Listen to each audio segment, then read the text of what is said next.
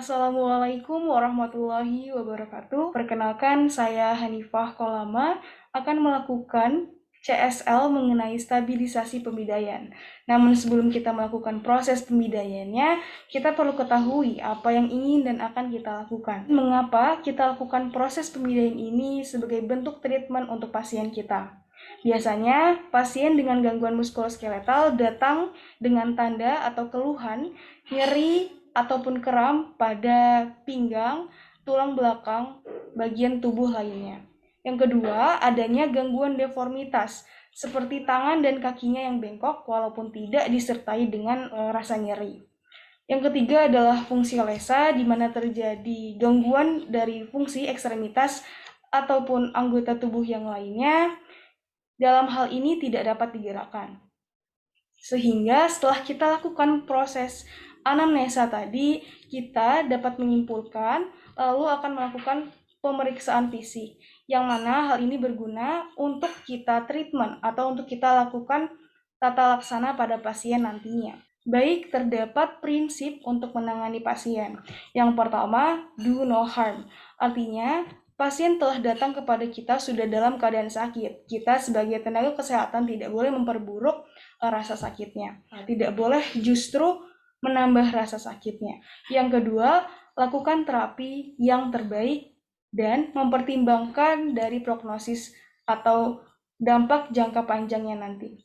Kita perlu untuk memberikan pelayanan yang terbaik agar pasien lekas sembuh dan merasa nyaman. Yang ketiga, itu adalah terapi yang spesifik sesuai dengan keadaan pasien.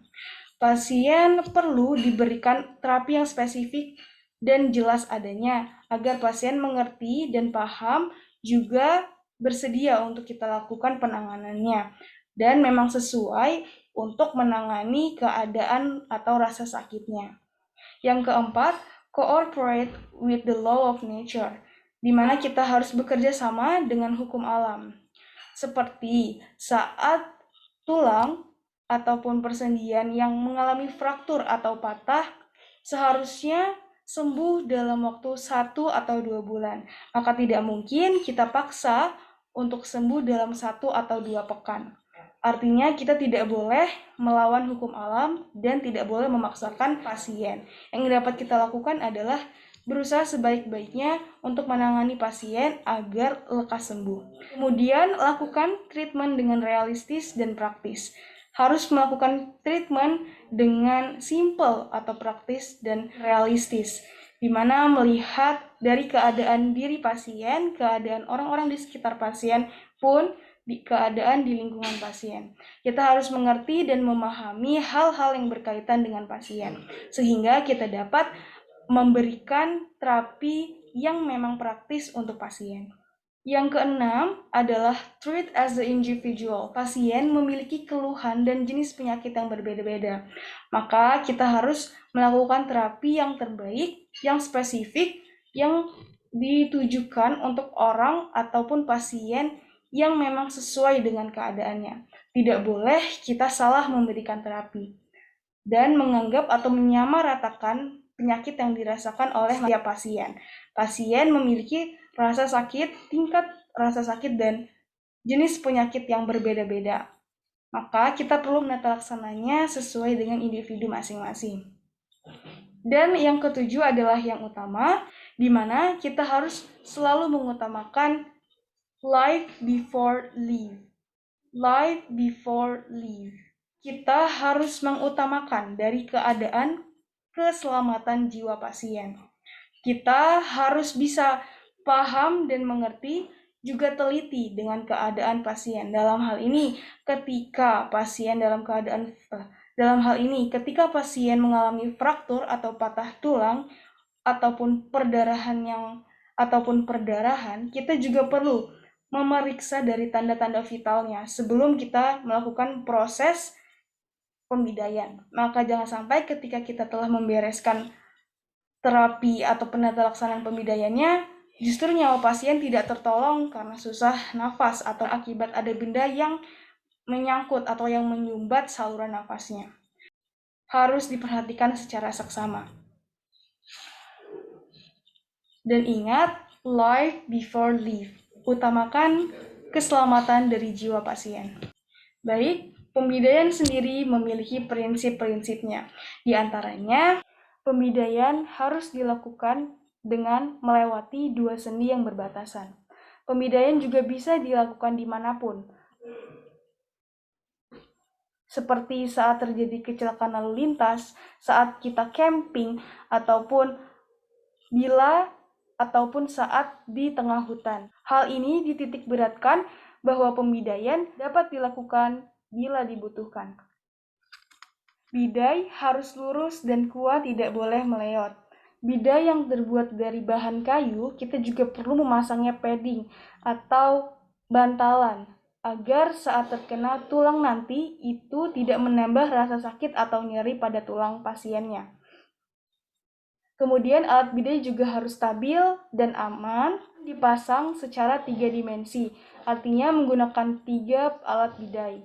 Faktor-faktor dari alat yang digunakan untuk pembidayan itu bisa dimodifikasi asal sesuai pada prinsipnya, yaitu kuat, lurus, stabil, tidak meleot, dan tidak menambah rasa sakit. Tujuan dan manfaat dari dilakukannya pembidayan di antaranya mengurangi rasa nyeri karena sendi dan pasiennya sudah lebih stabil, mempermudah transportasi atau pemindahan dari pasiennya karena kita sudah melakukan fiksasi pada fragmen-fragmen dan neurokas plate-nya. Dan kita juga sudah memperbaiki dari alignment sendi-sendi yang tadinya displaced.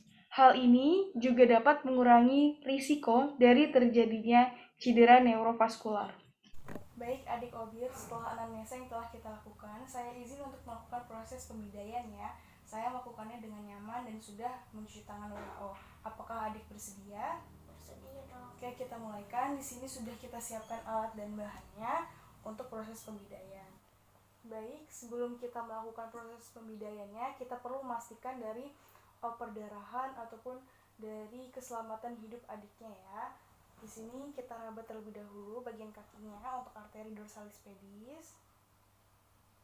Oke, masih berdenyut ya, lancar. Sini juga kita rasakan untuk arteri tibialis posteriornya. Oke, masih normal ya. Kita rasakan nadinya juga. Di sini arteri radialisnya, ulnarisnya.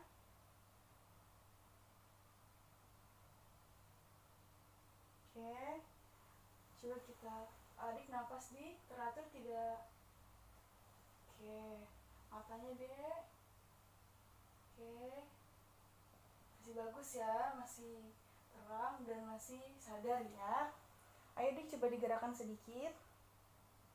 Oke, sebelah sininya, sebelahnya ya. Rasa tidak? Rasa dong. Di sini di mananya dek? Dari tengah dong. Oke, di bawahnya ya. Iya. Sekali lagi ya, di sini. Di telapak kaki dong. Oke, benar ya, adiknya masih bagus. Setelah itu barulah kita dapat lakukan proses pembidayannya. Oke, pertama kita pasang dulu untuk mitelanya. Dapat pula digunakan plester elastiknya, namun di sini saya gunakan dari mitelanya. Kita tidak boleh mengangkatnya terlalu sering sehingga kita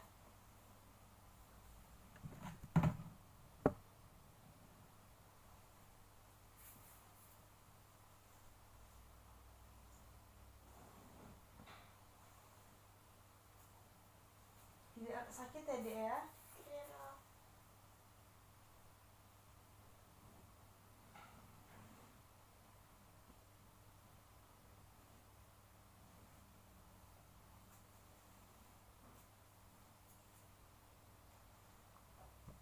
Oke. Di sini ada untuk kayunya yang sudah kita berikan pad agar ketika mengenai tulang tidak sakit menimbulkan rasa nyeri. Kita angkat sekali saja, perlahan-lahan, dan sampai adiknya luka ataupun merasa nyeri. Di sini saya tidak menggunakan asisten sehingga saya harus melakukannya mandiri dan perlahan-lahan agar adiknya tidak merasa sakit.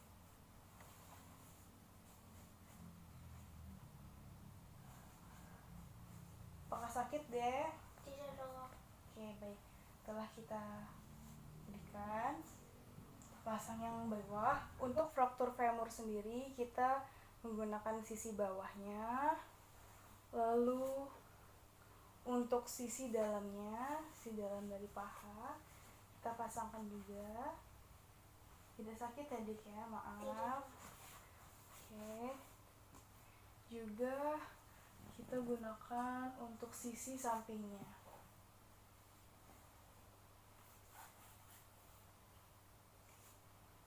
Sini.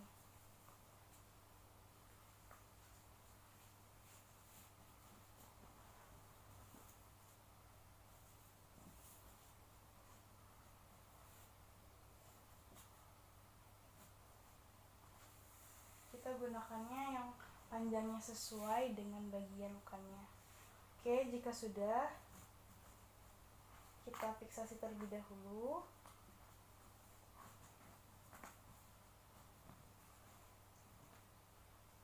Dan perlu diingat bahwa ketika pemidaian dilakukan dengan 3 dimensi. Dalam hal ini, kasus ini di femur, kita gunakan bagian dalam, bagian luar, dan bagian bawahnya. Lalu kita ikat. Ikatnya pun harus hati-hati.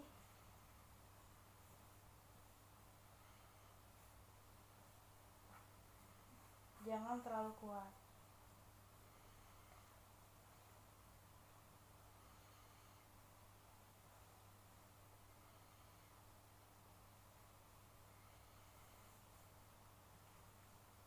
Untuk cara pengikatannya pun dapat dimodifikasi asal tidak menyakitkan dari adiknya atau dari pasiennya.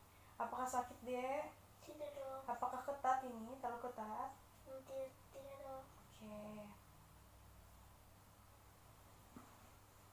Nah, apabila di bagian sakitnya itu terdapat luka-luka, kita juga bisa memberikannya kasa di sebelum diikat atau sebelum difiksasi dengan mitelanya. Lalu kita ikat bagian sini.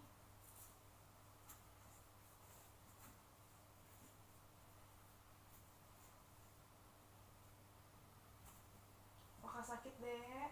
Tidak, Dok. Tidak terlalu kuat ya? Ya. Oke.